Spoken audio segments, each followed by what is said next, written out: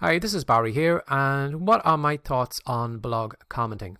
Now, I haven't done blog commenting in years. I used to do it many years back when I was trying to drive some traffic to my blogs, but at the time back then, a lot of people were doing it wrongly, and what they were doing was they were putting random comments into a piece of software that would spit all those comments out onto different blogs, and they hoped that if they'd done maybe 100 blogs that day or whatever, that they would gain some traffic from those blogs over to their own website or blog or whatever. Now, the problem was with those automated messages were that they were just crap.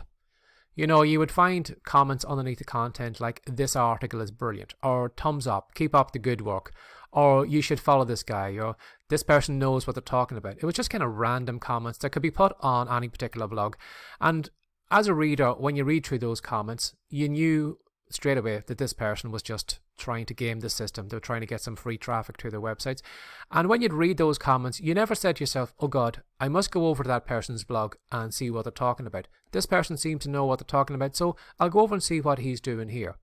You know, blog commenting is almost like if you imagine a house party. You know, a group of friends are talking together and some random person sticks his head into the conversation, says something stupid, and then leaves. Now, I don't know if you've ever had one of those people in a conversation, but usually everything stops for a moment. Everybody looks at that person, and then everybody thinks, well, this person is a tool. What was that about? And then they carry on the conversation. So, spitting out automated messages are going to make you seem like that person at the party, just saying something stupid, and, you know, it's never going to work for you.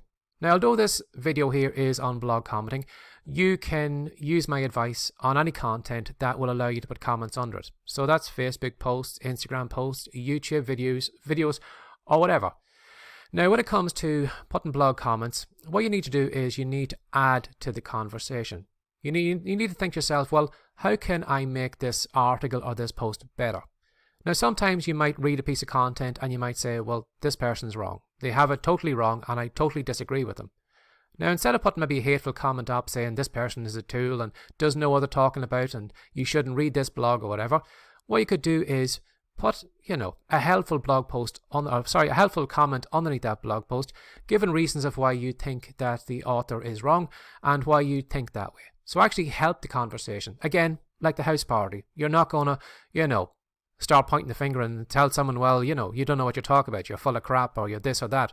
You're probably, if you do have an argument with them, you know, you may leave the room, or you may say to them, well, I disagree with you and for these reasons. Again, too, if you are commenting and if you do like the content, how can you make it better? You know, maybe you might have, for example, if it was maybe 10 tips or 10 tricks, maybe you might have 1 or 2 tips or tricks that the author didn't mention and that you can pop into the blog comments to make that piece stronger. Now, while, you know, leaving blog comments, probably for a lot of us, the main reason we do it is to maybe get some of those readers of that blog to come over to our blog or website.